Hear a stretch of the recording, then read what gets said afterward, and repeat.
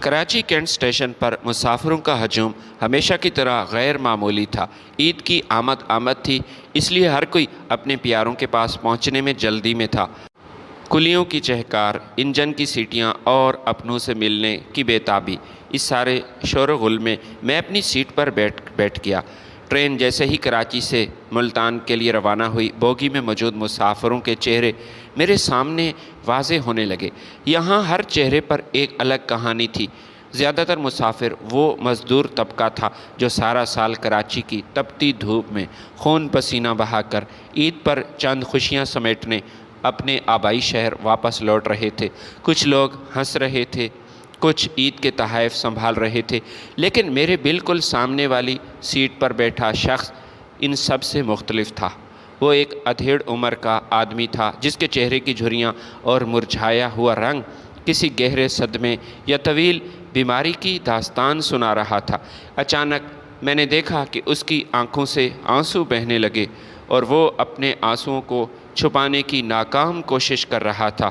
اس کا منہ کھڑکی کی طرف تھا اور ہوا کی وجہ سے اس کے آنسو سوکھ رہے تھے۔ اس کی بے بسی مجھ سے دیکھی نہ گئی۔ میں اپنی سیٹ سے اٹھا، اس کے برابر میں جا کر بیٹھ گیا۔ بھائی جان، آپ پریشان لگ رہے ہیں، خیریت تو ہے نا؟ کوئی تکلیف ہے تو مجھے بتائیں، میں بھی ملتان جا رہا ہوں، میں نے دھیمی اور ہمدردانہ آواز میں پوچھا۔ میری اتنی سی بات پر وہ رونے لگا۔ اس کا ضبط کا بندھن ٹوٹ گیا اور پھوٹ پھوٹ کر رونے لگا۔ اس کا پورا وجود کانپ رہا تھا۔ چند منٹ بعد جب اس کا سانس بحال ہوا تو اس نے سسکیاں لیتے ہوئے اپنی آبیتی سنائی۔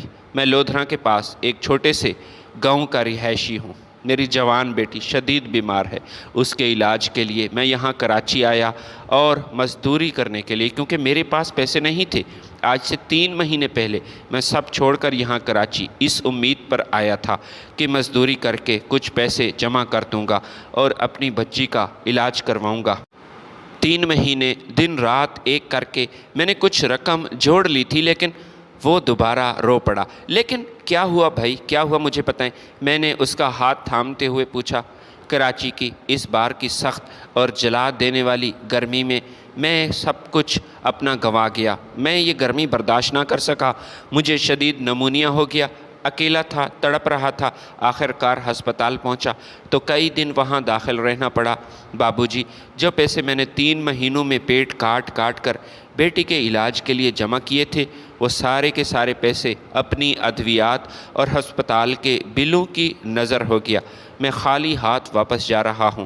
میں اپنی بیٹی کو کیا منہ دکھاؤں گا جو بستر پر لیٹی میرا انتظار کر رہی ہے؟ اس نے کانپتے ہاتھوں سے اپنی جیب سے ڈاکٹر کی میڈیکل رپورٹ، ہسپتال کے بل اور ادویات کی پرچیاں نکال کر میرے سامنے رکھ دیں۔ وہ ثابت کرنا چاہتا تھا کہ وہ جھوٹ نہیں بول رہا۔ میں نے اس کی رپورٹس واپس اس کی جیب میں ڈالی اور کہا کہ بھائی جان، آپ کو یہ سب ثابت کرنے کی کوئی ضرورت نہیں۔ آپ کا چہرہ، آپ کی آنکھیں سچ بول رہی ہیں۔ آپ کافی بیمار بھی لگ رہے ہیں، کافی کمزور ہیں، لیکن آپ کو گھبرانے کی بالکل ضرورت نہیں۔ اللہ بہت بڑا ہے۔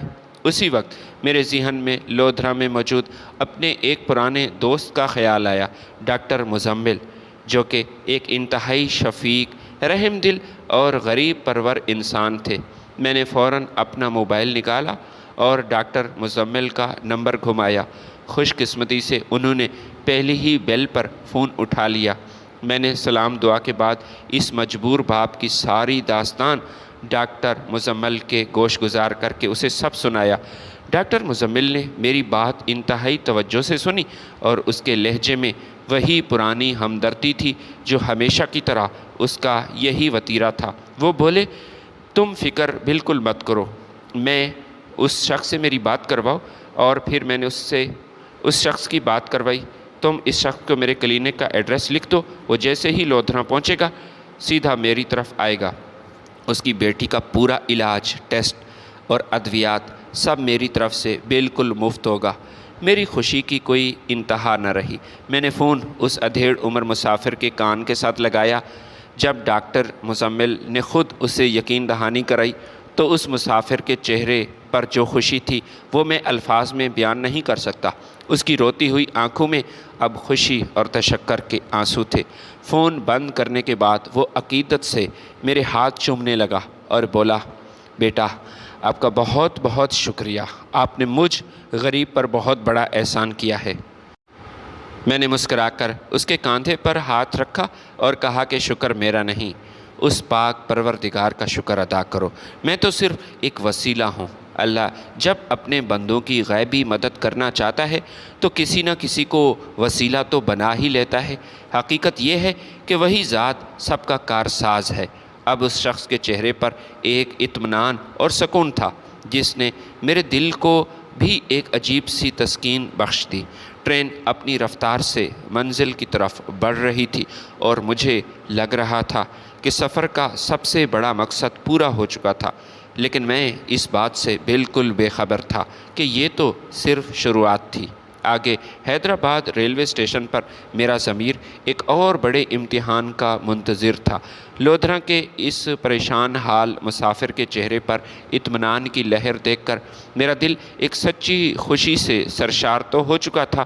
ٹرین سندھ کے سرسبز میدانوں کو چیرتی ہوئی مسلسل آگے بڑھ رہی تھی اور اب باہر کی دھوپ کی شدت اپنے عروج پر پہنچ چکی تھی۔ لو کے تھپیڑے ٹرین کی کھڑکیوں سے اندر آ رہے تھے جس سے پیاس اور گرمی کی شدت میں مسلسل اضافہ ہو رہا تھا۔ کچھ گھنٹوں کے سفر کے بعد ٹرین کے انجن نے ایک لمبی سیٹی ماری اور رفتار آہستہ آہستہ ہونے لگی۔ باہر لگے بورڈ پر بڑے بڑے الفاظ میں لکھا تھا، حیدرآباد ریلوے اسٹیشن۔ ٹرین جیسے ہی پلیٹ فارم پر آ کر رکی، اسٹیشن پر مسافروں کی چہل پہل، کلیوں کا شور اور پھیری والوں کی آوازیں گونجنے لگی۔ کوئی پانی بیچ رہا تھا تو کوئی چائے۔ میں اپنی سیٹ پر بیٹھا کھڑکی سے باہر کے مناظر دیکھ رہا تھا۔ اچانک میری نظر پلیٹ فارم کے آخری حصے سے کچھ فاصلے پر پڑی۔ وہاں ایک ایسا منظر تھا جس نے میرے دل کو تڑپا کر رکھ دیا۔ تپتی ہوئی دھوپ میں دوپہر میں جہاں سورج آگ برسا رہا تھا، ایک انتہائی عمر رسیدہ اور بوڑھی عورت نے ایک چھوٹا سا لکڑی کا ٹھیلا لگایا ہوا تھا جس پر وہ شربت فروخت کر رہی تھی۔ اس کے چہرے کی جھریاں، سفید بال اور اس کی ضعیفی کا یہ پتہ دے رہے تھے۔ وہ عورت آتے جاتے مسافروں کو دیکھ کر انتہائی کمزور اور لرزتی ہوئی آواز میں خود پکار رہی تھی کہ شربت پی لیں، گرمی زیادہ ہے، ٹھنڈا شربت صرف 50 روپے کا ایک گلاس ہے، کوئی تو پی لے۔ لیکن میں نے نوٹ کیا لوگ اس کے پاس کم جا رہے تھے۔ میں نے اپنی زندگی میں پہلی بار ایک ایسی عمر رسیدہ ماں کو اس کڑی دھوپ اور جھلسا دینے والی گرمی میں یوں اکیلے مزدوری کرتے ہوئے دیکھا تھا۔ اس عمر میں تو ماؤں کے گھروں کے ٹھنڈے کمرے میں آرام کرتی ہیں جہاں ان کے بچے ان کی خدمت کرتے ہیں۔ آخر کیا وجہ ہو سکتی ہے، یہ میں نے سوچا۔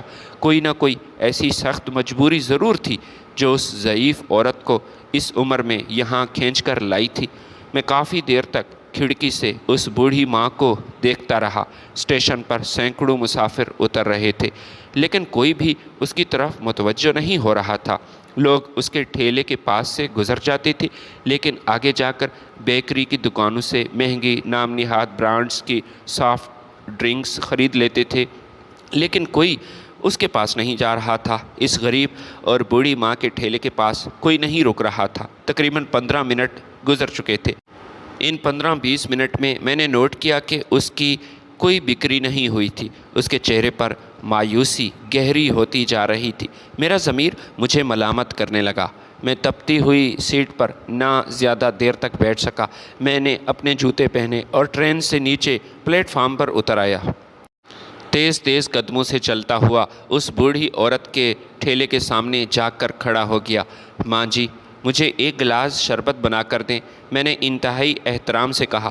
میری آواز سن کر اس نے چونک کر میری طرف دیکھا جیسے اسے یقین نہ آیا ہو کہ کوئی اس کا گاہک بن کر یہاں آیا ہے۔ شاید سارا دن میں پہلا گاہک تھا۔ اس کی آنکھوں میں ایک دم احسان کی چمک ابھری۔ اس نے کانپتے ہوئے ہاتھوں سے شربت کا گلاس تیار کیا اور میری طرف بڑھا دیا۔ میں نے شربت کا گلاس منہ سے لگایا۔ وہ واقعی بہت ٹھنڈا، فرحت بخش تھا، لیکن اس شربت میں اس ماں کے خون پسینے کی مہک شامل تھی۔ शरबत पीने के बाद मैंने जेब में हाथ डाला और 5,000 रुपये का एक कड़क नोट निकाला। मैंने पहले ही ये सोचा था कि इस बूढ़ी माँ के लिए कोई आसानी पैदा ज़रूर करनी है। मैंने इधर उधर देखा और चुपके से वो नोट उसके लरसती हुई हथेली पर रख दिया और अपनी मुट्ठी उसके हाथ में बंद कर दी। माँ जी, यहाँ बहुत गर्मी है, धूप आपसे बर्दाश्त नहीं होगी, आपकी तबीयत भी ख़राब हो सकती है। मेरी माँ ने तो ये पैसे अपने पास रख लें, अपना ठेला बंद करें और अपने घर चली जाएं। आज के लिए ये पैसे आपके अखराजात के लिए काफ़ी हैं। मैंने धीमी आवाज़ में कहा ताकि आस पास के लोग ये सुन ना सकें। उस बूढ़ी औरत ने अपनी हथेली खोली और 5,000 का नोट देखा। उसकी आंखें फट गईं। वो कभी नोट को देखती तो कभी मेरे चेहरे को।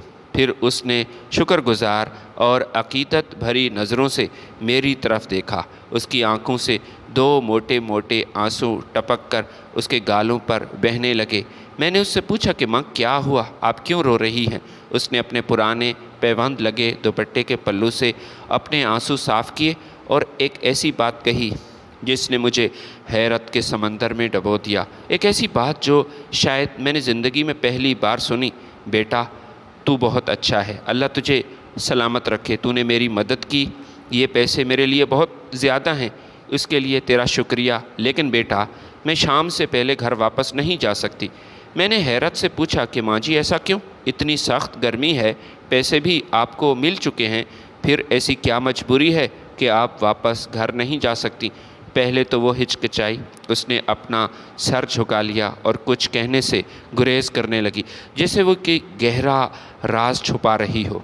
लेकिन जब मैंने दोबारा इसरार किया और उसका हाथ थाम कर कहा कि माँ जी, मैं आपके बेटे जैसा हूँ, मुझे बताएं ना, ऐसा क्या है? वो अपने जज्बात पर काबू ना रख सकी।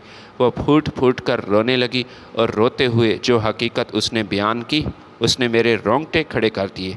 वो कहने लगी कि बेटा, ये मेरे सगे बेटे का हुक्म है, मैं शाम 7 बजे से पहले किसी सूरत घर के अंदर कदम नहीं रख सकती। वो मुझे सुबह सुबह अंधेरे में ही घर से निकाल देता है। सारा दिन मुझे इसी तरह रेलवे स्टेशन पर शरबत बेचना पड़ता है। मगरिब की अज़ान होने के बाद वो मुझे घर वापस आने की इजाज़त देता है। इससे पहले अगर मैं गई तो वो मुझे घर में घुसने नहीं देगा, शायद तशद्दुद करेगा। उसने एक लंबी आह भरी और सिसकियाँ लेते हुए आगे कहा, जिस तरह मेरा बेटा मेरे साथ ये दरिंदगी और सलूक कर रहा है, कई बार मेरे दिल में ये ख़याल आया कि सामने जो चलती हुई ट्रेन आती है उसके नीचे आकर मैं अपनी ज़िंदगी ख़त्म कर दूं, लेकिन मुझ में हिम्मत नहीं है बेटा। वो ज़ोर ज़ोर से रोने लगी, सिसकियाँ भरने लगी। इस रोज़ रोज़ की ज़िल्लत और अज़ाब से शायद मुझे निजात मिल जाए, लेकिन बेटा मैं कमज़ोर हूँ, मुझ में हिम्मत नहीं कि ख़ुद अपनी जान ले सकूँ, मैं ख़ुदकशी नहीं कर सकती। बूढ़ी माँ की ये बातें मेरे दिल पर तीर बनकर लग रही थीं। वैसे तो वालिदैन अपने बच्चों को हुक्म देते हैं, लेकिन यहाँ एक बेटा अपनी माँ को हुक्म दे रहा था। मेरे अंदर गुस्से की एक ऐसी लहर दौड़ी कि मेरा पूरा जिस्म कांपने लगा। कोई सगा बेटा अपनी बूढ़ी माँ के साथ ऐसा कर सकता है क्या? वो इंसान है या कोई दरिंदा? मैंने फ़ौरन फ़ैसला किया। मैंने बूढ़ी माँ का हाथ पकड़ा और कहा, माँ जी, आप यहाँ 1 मिनट भी नहीं रुकेंगी, आप मेरे साथ चलें। मैं अभी आपके साथ आपके घर जाऊँगा और आपके उस बेटे से मैं मिलना चाहता हूँ कि वो किस मिट्टी से बना हुआ है। ज़हरा बीबी, वो ठेले वाली बुज़ुर्ग खातून, वो खौफज़दा हो गई और उन्होंने पीछे हटते हुए मुझे मना करना शुरू किया। नहीं बेटा, ऐसा मत करना, तुम मुसाफिर हो, तुम्हारी ट्रेन छूट जाएगी, तुम अपने घर जाओ बेटा। मेरा बेटा बहुत ख़तरनाक इंसान है, मैं उसे जानती हूँ, वो किसी को नहीं बख्शता। मैं तुम्हें ये सब नहीं बताना चाहती थी बेटा, लेकिन तुमने मुझे मजबूर किया, तुमने ज़िद की, इसलिए मैंने तुम्हें हकीकत बताई। तुम उसके मामले में मत पड़ो। लेकिन मेरा पक्का इरादा बन चुका था। मैंने ट्रेन की तरफ देखा जहाँ मेरा सामान पड़ा था और फिर इस बेबस माँ की तरफ देखा। मैंने अपने दिल में कहा, आज अगर मैंने इस माँ की मदद ना की और ट्रेन में बैठकर मुल्तान चला गया तो सारी ज़िंदगी मेरा ज़मीर मुझे मलामत करता रहेगा। मैं ख़ुद कभी अपने आप को माफ़ नहीं कर पाऊँगा। ट्रेन छूटती है तो छूट जाए, लेकिन आज मैं इस जुल्म के ख़िलाफ़ ज़रूर खड़ा हो जाऊँगा। میں نے زہرا بیبی کا ٹھیلا وہیں اسٹیشن کے ایک کونے میں محفوظ کیا، اپنا سامان وہاں سے اٹھایا، ان کا ہاتھ تھام کر اسٹیشن سے باہر آ گیا، اس عزم کے ساتھ کہ آج اس کے بیٹے کا سامنا ضرور کرنا ہے۔ میں نے ریلوے اسٹیشن کی پرواہ کیے بغیر زہرا بیبی کا ہاتھ تھاما اور اسٹیشن سے باہر آ گیا۔ تپتی ہوئی سڑک پر چلتے ہوئے زہرا بیبی بار بار مجھے روکنے کی کوشش کر رہی تھی۔ وہ ایک اچھی نیک خاتون تھی، اس کے چہرے پر خوف واضح تھا، لیکن میرے سر پر اس وقت حق کا خون سوار تھا۔ میں نے فیصلہ کر لیا تھا کہ ٹرین چھوٹی ہے، چھوٹ جائے، کوئی پرواہ نہیں، میں واپس چلا جاؤں گا، لیکن اس ضعیف ماں کو اس عذاب سے نجات دلا کر رہوں گا۔ تقریباً 20 منٹ پیدل چلنے کے بعد ہم حیدرآباد کے ایک پرانے اور گنجان آباد محلے کے تنگ گلیوں میں داخل ہوئے۔ زہرا بیبی کے قدم بھاری ہو رہے تھے، جیسے وہ اپنے گھر نہیں بلکہ کسی قید خانے کی طرف جا رہی ہو۔ وہ گھبرائی ہوئی تھی اور میں بار بار اسے تسلی دے رہا تھا۔ آخر کار وہ ایک بوسیدہ سے مکان کے سامنے رک گئی، جس کا لکڑی کا بڑا سا دروازہ بند تھا۔ بیٹا، یہی میرا گھر ہے، لیکن تم اب بھی واپس چلے جاؤ، وہ بہت ظالم ہے۔ زہرا بیبی نے آخری بار التجا کی، لیکن میں نے آگے بڑھ کر دروازے پر زور زور سے دستک دینا شروع کی۔ چند سیکنڈز بعد دروازہ ایک جھٹکے سے کھلا اور اندر سے ایک لمبا چوڑا شانے والا شخص باہر نکلا۔ اس کی آنکھیں خطرناک نشے اور غصے کی وجہ سے سرخ تھی، چہرے پر وحشت تھی اور اس کی زلفیں اس کی صفاکی کا پتہ دے رہی تھیں۔ یہ زہرا بیبی کا بیٹا عامر تھا۔ اس نے پہلے مجھے اور پھر اپنی ماں کو دیکھا۔ اس کے تیور بدل گئے۔ اس نے کڑک دار اور غصیلے لہجے میں کہا، کیا بات ہے؟ کیوں آئے ہو یہاں؟ کوئی بات ہے تو جلدی بتاؤ، میرے پاس وقت نہیں۔ اور یہ بڑھیا شام سے پہلے گھر کیوں آ گئی؟ میں نے اپنے غصے پر قابو پاتے ہوئے کہا، عامر، یہ تمہاری سگی ماں ہے۔ کیا کوئی انسان، کوئی بیٹا اپنی ماں کے ساتھ ایسا سلوک کر سکتا ہے؟ میں تو سوچ بھی نہیں سکتا۔ یہ پہلی بار میں نے دیکھا، اس لیے میں نے اپنی ٹرین چھوڑ دی۔ باہر دیکھو کتنی قیامت کی گرمی ہے۔ اس عمر رسیدہ خاتون کو تم نے سارا دن سڑک پر کھڑا کیا، اس گرمی کی وجہ سے یہ مر جائے گی۔ میری بات سن کر عامر کے چہرے پر ایک مسکراہٹ ابھری۔ اس نے بڑے بے دردی سے مجھے جواب دیا، اچھا مرتی ہے تو مر جائے، تمہارا کیا؟ میں بھی تو یہی چاہتا ہوں۔ اور تم کیا اس کے وکیل بن کر یہاں آئے ہو؟ کون ہو تم؟ یہاں سے چلے جاؤ، یہاں سے شرافت سے چلے جاؤ، شاید تم مجھے جانتے نہیں۔ اس سے پہلے کہ میں کچھ کہتا، عامر نے اپنے بڑے اور مضبوط ہاتھوں سے مجھے زور سے دھکا دیا، مجھے سینے پر ایک زوردار دھکا دیا۔ دھکا اتنا شدید تھا کہ میں اپنا توازن برقرار نہ رکھ سکا اور پیچھے کی طرف اچھل کر گلی کے بیچوں بیچ بہتی ہوئی گندی نالی میں جا گرا۔ میرا پورا جسم گندے پانی سے لت پت ہو چکا تھا، میرے صاف ستھرے کپڑے وہ خراب ہو چکے تھے۔ عامر نے ایک زوردار قہقہا لگایا اور دروازہ اندر سے دھڑام سے بند کیا اور پھر کنڈی چڑھا دی۔ مجھے اس حال میں گرتا دیکھ کر گلی میں کچھ لوگ وہاں، جو کہ اسی محلے کے شاید لوگ تھے، وہ آہستہ آہستہ میرے قریب جمع ہونے لگے۔ زہرا بیبی روتی ہوئی میرے پاس آئی اور اپنے دوپٹے سے میری قمیض صاف کرنے کی ناکام کوشش کر رہی تھی۔ محلے کے چند بزرگوں نے مجھے نالی سے اٹھایا اور گلی کے ایک کونے میں رکھی بینچ پر بٹھایا۔ ایک بزرگ نے افسوس میں سر ہلاتے ہوئے کہا کہ بھائی، آپ مسافر لگتے ہیں، کیوں اس بلا کے منہ میں ہاتھ دے رہے ہیں؟ کیا آپ اس سے واقف نہیں ہیں؟ یہ جس نے اپنی ماں کو نہیں بخشا، آپ کو کیسے یہ چھوڑے گا؟ چپ چاپ یہاں سے نکلیں اور اپنے گھر واپس چلے جائیں۔ مجھے اپنے کپڑوں کے خراب ہونے کا دکھ نہیں تھا، مجھے دکھ اس بات کا تھا کہ ایک سگا بیٹا ماں پر ظلم کر رہا تھا اور پورا محلہ خاموش تھا۔ میں نے غصے اور صدمے سے محلے والوں کی طرف دیکھا اور کہا کہ مائیں تو سب کی سانجھی ہوتی ہیں، آپ کیسے لوگ ہیں؟ کیا آپ کے سینوں میں دل نہیں جو اس بزرگ خاتون کی بے بسی کا آپ تماشا دیکھ رہے ہیں؟ وہ بھی پچھلے کئی عرصے سے یہ بیچاری عمر کے اس حصے میں سڑک پر رول رہی ہے اور آپ سب مرد بن کر تماشائی بنتے ہیں۔ کیا اس محلے میں کوئی ایسا غیرت مند نہیں جو اس ظالم شخص کے خلاف آواز اٹھا سکے یا قانون کا سہارا لے سکے؟ میری بات سن کر محلے والوں نے نظریں جھکا لیں۔ پھر مجمع میں سے ایک ادھیڑ عمر کا شخص آگے آیا اور درد بھری آواز میں بولا، بھائی جان، ہم مجبور ہیں، ہم سیدھے سادے لوگ ہیں، کمزور ہیں اور ہم عامر کا مقابلہ نہیں کر سکتے۔ یہ انتہائی شفاق، بے رحم اور ظالم انسان ہے اور اس کے تعلقات وسیع ہیں۔ آپ کو معلوم نہیں، ایک بار اس محلے کے ایک نوجوان نے زہرا بی بی کو گرمی میں تڑپتا دیکھ کر اپنے گھر میں پناہ دی تھی، تو عامر نے اس کے گھر پر حملہ کروایا تھا اور پورے محلے کے سامنے اس نے دھمکی دی کہ اگر میری ماں کو کسی نے اپنے گھر میں پناہ دی یا اس کی مدد کرنے کی کوشش کی تو میں اسے زندہ نہیں چھوڑوں گا۔ ہم اپنے بال بچوں والے ہیں، غریب ہیں، ہم اس سے ڈرتے ہیں۔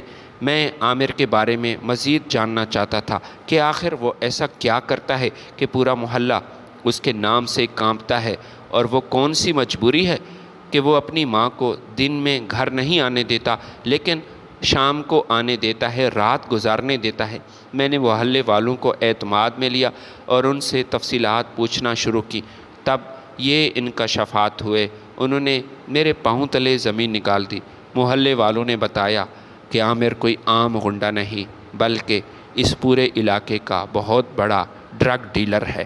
وہ کوکین، چرس، آئس جیسے خطرناک نشوں کا دھندا کرتا ہے، اور سب سے ہولناک بات یہ تھی کہ اس کے اس کالے دھندے میں اس کی بیوی نورین وہ بھی برابر کی شریک تھی۔ نورین کوئی عام عورت نہیں تھی بلکہ اس نے تو نورین سے شادی بھی اس لیے کی تھی کہ وہ اپنے مقاصد کے لیے نورین کو استعمال کر سکے۔ وہ کیمیکلز کے ذریعے کوکین کو خاص اور تیز کرنے کا ہنر جانتی تھی، جس کی وجہ سے اس کا یہ کالا کاروبار بہت وسیع ہو چکا تھا اور وہ روزانہ لاکھوں روپے کما رہا تھا۔ ایک نوجوان نے بتایا کہ بھائی جان، عامر کے تعلقات بہت اوپر تک ہیں، ہماری سوچ سے بھی زیادہ۔ اس کے گھر میں صبح سے لے کر شام تک شہر بھر کے بڑے بڑے گاہک، اجنبی لوگ آتے ہیں بڑی بڑی گاڑیوں پر جو نشہ خریدتے ہیں۔ عامر نہیں چاہتا کہ اس کی ماں گھر میں رہ کر ان گاہکوں کو دیکھے یا کسی کے سامنے اس کے کالے دھندے کا پول کھولے، اس لیے وہ اپنی ماں کو صبح صبح اندھیرے ہی گھر سے نکال دیتا ہے تاکہ گھر کا میدان صاف رہے، اور شام کو جب گاہک آنا بند ہو جاتے ہیں تب ماں کو شام کے بعد اندر آنے کی اجازت دیتا ہے۔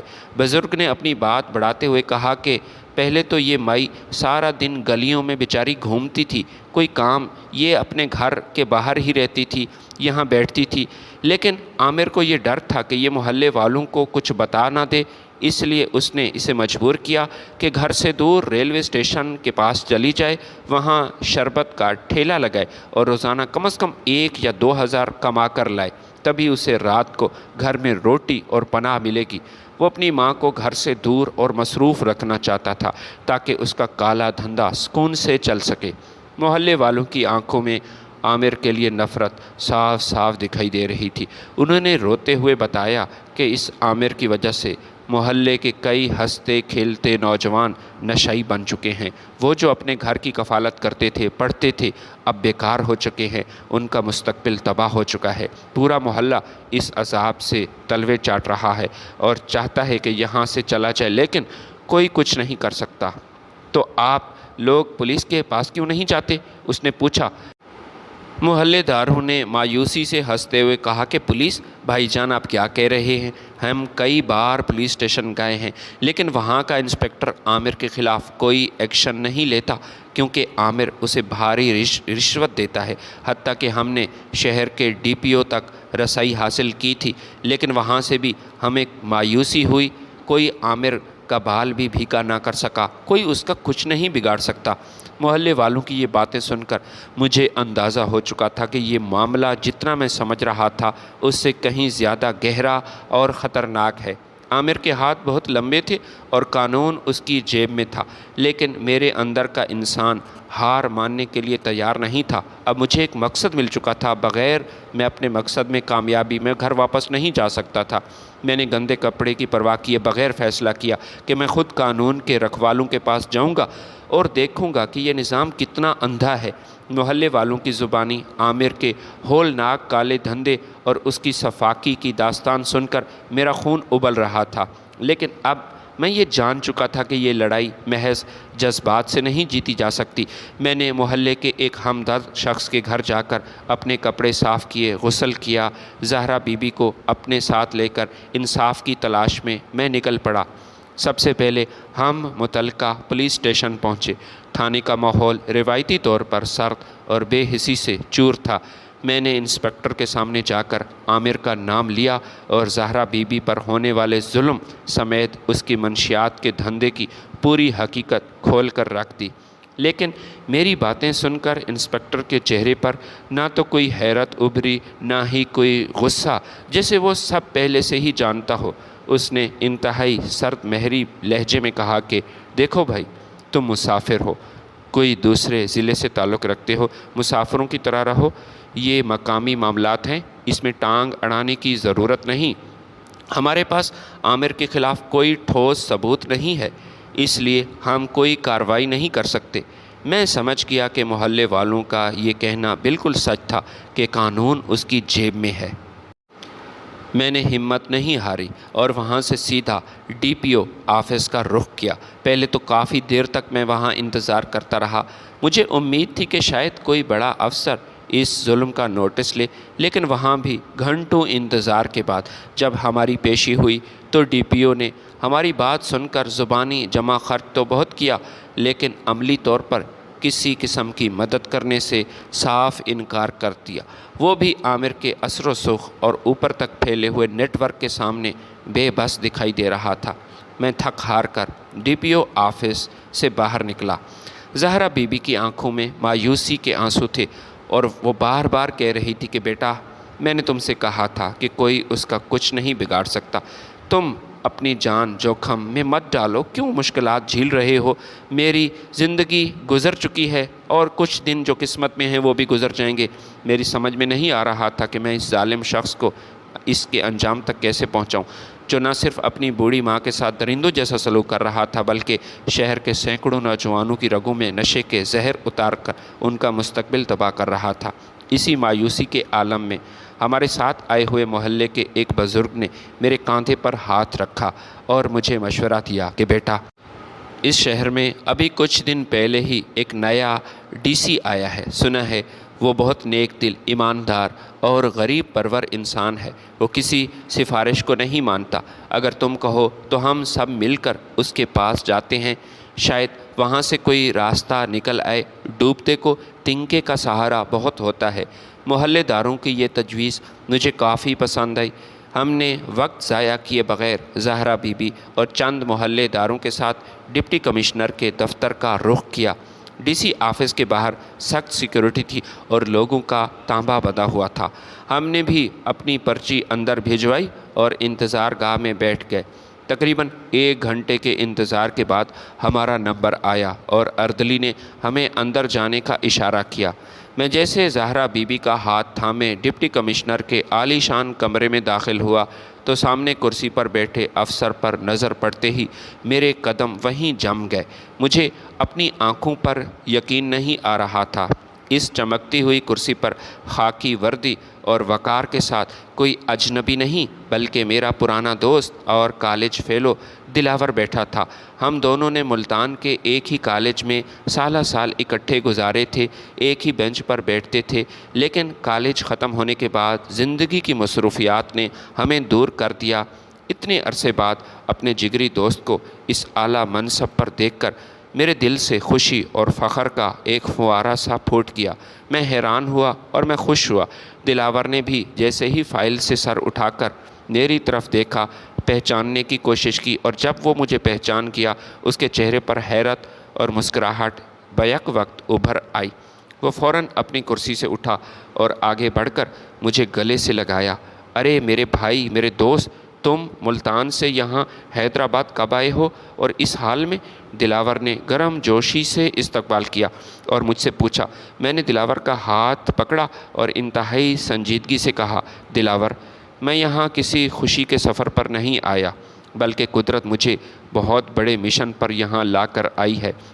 میں نے بغیر کوئی وقت ضائع کیا دلاور کو ٹرین کے سفر سے لے کر ریلوے اسٹیشن پر زہرا بی بی سے ملاقات، عامر کے گھر پر پیش آنے والے واقعات، نالی میں دھکا دیے جانا اور محلے والوں کی زبانی عامر اور اس کی بیوی نورین کے منشیات کے بین الاقوامی نیٹ ورک کی ساری حقیقت تفصیلاً بتا دی۔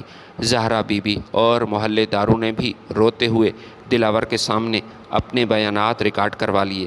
دلاور نے پوری داستان انتہائی توجہ اور سنجیدگی سے سنی۔ جیسے جیسے میں عامر کی سفاکی اور منشیات کے دھندے کا ذکر کر رہا تھا، دلاور کی پیشانی پر بل پڑ رہے تھے اور اس کی آنکھوں میں غصے کی چمک واضح ہو رہی تھی۔ اس نے فوراً اپنے سیکرٹری کو بلایا اور حکم دیا کہ اس علاقے کے ریکارڈ روم سے عامر نامی شخص کی تمام فائلز اور اس کا سابقہ ریکارڈ فوراً میری ٹیبل پر لایا جائے۔ میں جاننا چاہتا ہوں، اس آدمی کے بارے میں نے پہلے سنا تھا، لیکن اب اس کے بارے میں مزید سننا چاہتا ہوں۔ کچھ ہی دیر میں عامر کا سارا کچا چٹا دلاور کے سامنے آیا۔ دلاور نے فائلوں کا مطالعہ کرنے کے بعد گہرا سانس لیا اور افسوس سے سر ہلاتے ہوئے مجھ سے کہا کہ یار، یہ عامر واقعی بہت چالاک اور خطرناک مہرہ ہے۔ یہ خود تو اتنا بڑا آدمی نہیں، لیکن جو اس کا ساتھ دے رہے ہیں وہ بہت بڑے ہیں۔ جب بھی پولیس یا کوئی ادارہ اس پر ہاتھ ڈالنے کی کوشش کرتا ہے، یہ گرفتار ہونے سے پہلے ہی عدالت سے عبوری ضمانت کروا لیتا ہے۔ اس کا قانونی نیٹ ورک بہت مضبوط ہے اور قانون کی کمزوریوں کا فائدہ اٹھانا اسے آتا ہے۔ دلاور نے کچھ دیر سوچا، اپنی قلم میز پر رکھی اور پھر میری طرف دیکھ کر انتہائی پرعزم لہجے میں کہا، تم نے دلاور کو کالج کے دنوں میں دیکھا تھا؟ آج قانون کے رکھوالے کے روپ میں دیکھو گے انشاءاللہ۔ میں تمہیں مایوس نہیں کروں گا۔ مجھے عامر پر ہاتھ ڈالنے اور اس کا نیٹ ورک توڑنے کے لیے صرف 24 گھنٹے کا وقت دے دو۔ مجھے اپنے کچھ خاص اور خفیہ ذرائع استعمال کرنے ہوں گے، کیونکہ یہ بندہ قانونی راستے سے اتنی آسانی سے قابو میں آنے والا بالکل نہیں۔ دلاور کے اس جملے نے میرے دل میں امید کا ایک نیا چراغ روشن کر دیا۔ ہم دلاور کو 24 گھنٹے کا وقت دے کر زہرا بی بی کے ساتھ واپس محلے میں آ گئے۔ دلاور کی یقین دہانی کے بعد وہ رات ہم نے جیسی تیسی کاٹ لی۔ محلے داروں کے دلوں میں ایک خوف بھی تھا اور ایک امید بھی تھی۔ عامر ہمیشہ کی طرح شام کے بعد اپنے گھر میں بند تھا اور زہرا بی بی اپنے ہی گھر کے ایک چھوٹے سے کونے میں سہم کر بیٹھی تھی۔ نہ جانے کل کیا ہونے والا ہے، کیا ہوگا۔ 24 گھنٹے کا وقت کسی طویل سال کی طرح گزرا۔ اگلے دن مقررہ وقت پر میں زہرا بی بی اور محلے کے چند معزز لوگوں کو لے کر دوبارہ ڈپٹی کمشنر دلاور کے آفس میں پہنچا۔ آفس کا ماحول آج کچھ بدلا سا تھا اور تناؤ سے بھرپور تھا۔ دلاور اپنی کرسی پر بیٹھا گہری سوچ میں ڈوبا ہوا تھا۔ ہمیں دیکھ کر اس نے سب کو بیٹھنے کا اشارہ کیا اور پھر اپنے اردلی سے کہا کہ عامر کی والدہ زہرا بی بی کو میرے سامنے حاضر کرو اور باقی سب لوگ کچھ دیر کے لیے باہر انتظار کریں۔ میں دلاور کا کلاس فیلو تھا، اس لیے اس نے مجھے اپنے پاس ہی روک لیا۔ جب زہرا بی بی دلاور کی میز کے سامنے آ کر بیٹھی تو دلاور نے اپنی کرسی آگے کی اور انتہائی سنجیدہ لیکن ہمدردانہ لہجے میں زہرا بی بی سے مخاطب ہوا۔ ماں جی، میں نے پچھلے 24 گھنٹوں میں عامر کے پورے نیٹ ورک کا پتہ لگا لیا۔ آپ کا بیٹا بہت غلط اور ہولناک راستے پر چل پڑا ہے۔ اگر ہم اسے روایتی طریقے سے قانون کے مطابق جیل میں بند کریں گے تو کئی ایسے بڑے اور بااثر لوگ ہیں جو چند گھنٹوں میں اس کی ضمانت کروا کر اسے باہر لے آئیں گے۔ دلاور نے ایک گہرا سانس لیا اور ایک ایسا انکشاف کیا جس نے میرے اور زہرا بی بی کے ہوش اڑا دیے۔ ماں جی، سچ تو یہ ہے کہ میں گزشتہ رات خود سول کپڑوں میں بغیر کسی پروٹوکول کے عامر کے پاس گیا تھا۔ میں اس معاملے کو سلجھانا چاہتا تھا۔ میں نے اسے ذاتی طور پر سمجھانے اور وارننگ دینے کی کوشش کی تھی کہ یہ کالا دھندا بند کر دے اور اپنے آپ پر ایسا ظلم نہ کرے، لیکن وہ اتنا مغرور اور چالاک انسان ہے کہ اس نے مسکرا کر مجھ سے کہا کہ ڈپٹی صاحب، آپ میرا کچھ نہیں بگاڑ سکتے۔ آپ یہ بات جانتے ہیں، آپ کا قانون میری جیب میں ہے اور میری پہنچ آپ کی سوچ سے بھی اوپر ہے۔ دلاور کے چہرے پر غصے کی لہر دوڑ گئی اور پھر وہ بولا کہ میری موجودگی میں ہی اس نے اپنے موبائل سے اس ڈویژن کے سب سے بڑے افسر یعنی کمشنر صاحب کو کال ملائی۔ پھر فون میری طرف بڑھا کر بولا، ڈپٹی صاحب ذرا اپنے باس سے بات کر لیں، یہ آپ کا باپ ہے، باپ، اس سے بات کریں نا۔ میں حیران رہ گیا کہ اس معمولی منشیات فروش کے پاس کمشنر کا پرسنل نمبر کیسے آیا۔ فون پر کمشنر نے مجھے سخت لہجے میں منع کیا اور حکم دیا کہ عامر کے خلاف کسی قسم کی کوئی کارروائی نہیں ہونی چاہیے، ورنہ میری نوکری خطرے میں پڑ سکتی ہے۔ میں نے تڑپ کر پوچھا، دلاور، تو کیا آپ کمشنر کے دباؤ میں ہم اس ظالم کو چھوڑ دیں گے؟ دلاور کی آنکھوں میں ایک عجیب سی چمک ابھری۔ اس نے میز پر ہاتھ مارتے ہوئے کہا، ہرگز نہیں، میں اسے چھوڑنے والا نہیں۔ دلاور بکنے والا افسر نہیں ہے۔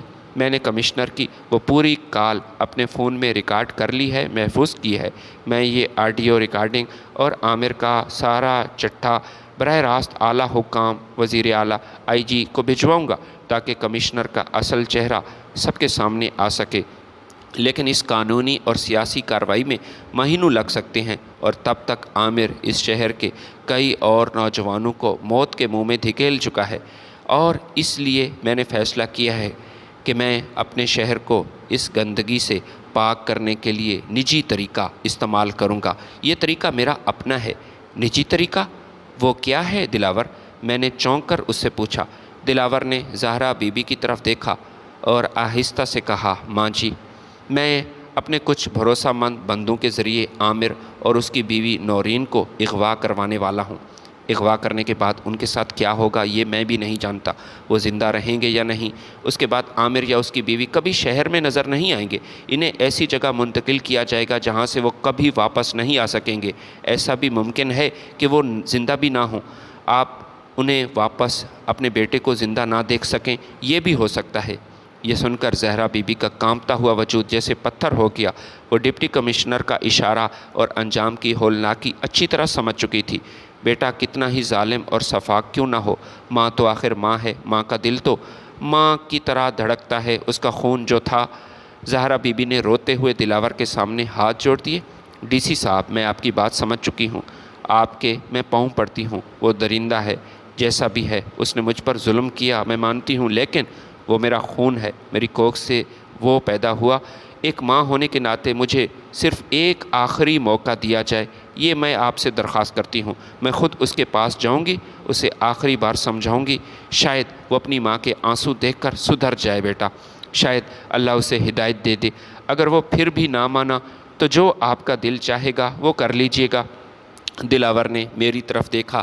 ہماری آنکھوں میں زہرا بی بی کے لیے ہمدردی ضرور تھی۔ دلاور نے سر ہلایا اور کہا، ٹھیک ہے ماں جی، جیسے آپ کی مرضی۔ میں آپ کے مادری جذبات کا احترام کرتا ہوں۔ آپ چلی جائیں اور آخری بار اسے سمجھا لیں اور اسے دیکھ لیں۔ زہرا بی بی اس وقت ڈی سی آفس سے نکلی اور سیدھی عامر کے پاس پہنچی۔ میں اور محلے کے لوگ کچھ فاصلے پر گلی میں کھڑے تھے۔ زہرا بی بی نے روتے ہوئے، گڑ گڑاتے ہوئے عامر کا ہاتھ پکڑنا چاہا، اسے خدا کا خوف دلایا، ڈپٹی کمشنر کی سخت تیوروں کے بارے میں اسے بتایا اور التجا کی کہ بیٹا، یہ کالا دھندا چھوڑ دو، یہ راستہ چھوڑ دو، ورنہ تم برباد ہو جاؤ گے۔ لیکن عامر کے سر پر دولت اور طاقت کا نشہ سوار تھا۔ اس نے اپنی بوڑھی ماں کو تڑپ پر رحم کھانے کی بجائے غصے سے زہرا بی بی کو ایک زوردار دھکا دیا، جس سے وہ زمین پر گر پڑی۔ عامر نے چلا کر کہا، بڑھیا، اس شہر کے بڑے بڑے افسر، کمشنر اور پولیس والے وہ میرے تلوے چاٹتے ہیں، میرا کوئی کچھ نہیں بگاڑ سکتا۔ تو کون ہے مجھے روکنے والی یا سمجھانے والی؟ یہاں سے دفع ہو جا اور شام سے پہلے مجھے اپنا منحوس چہرہ مت دکھانا۔ زہرا بی بی زمین سے اٹھی۔ اس کی آنکھوں میں اب ممتا کے آنسو نہیں بلکہ ایک مایوسی اور فیصلے کی گھڑی تھی۔ وہ سمجھ چکی تھی کہ عامر اب انسان نہیں، ایک ناسور بن چکا ہے جسے کاٹنا ضروری ہے۔ وہ لرزتے قدموں سے واپس ڈی سی آفس آئیں۔ اس کا چہرہ سپاٹ تھا۔ انہوں نے دلاور کی طرف دیکھا اور بھاری آواز میں صرف اتنا کہا کہ ڈی سی صاحب، وہ نہیں سمجھنے والا، اس کا دل پتھر ہو چکا ہے، یا شاید اس کا دل کالا ہو چکا ہے۔ آپ نے جو کرنا ہے کریں۔